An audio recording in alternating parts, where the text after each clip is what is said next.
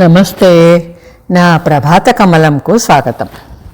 ఈరోజు మనం తిరుపతిలోని వెంకటేశ్వర స్వామి వారి నుంచి సారె అందుకునే గంగమ్మ దేవాలయం దర్శించుకుందాం పదండి. పూర్వం ఒక భక్తుని స్వామివారు తాత అని పిలిచేవారు.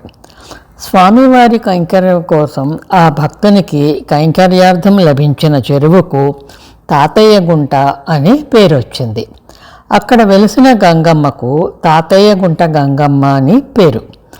గంగమ్మ జన్మదినమైన చైత్రమాసంలో బ్రహ్మోత్సవాలు నిర్వహిస్తారు. ఆ సమయంలో స్వామివారి నుంచి గంగమ్మకు సారె అందుతుంది.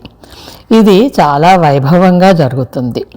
పూర్వం తిరుపతిని పాలెగాళ్ళు పాలించేవారు. అందులో ఒక పాలెగాడు స్త్రీలను వేధించేవాడు. అతనిని హతమార్చేందుకు ఆదిశక్తి గంగమ్మగా అవతరించింది.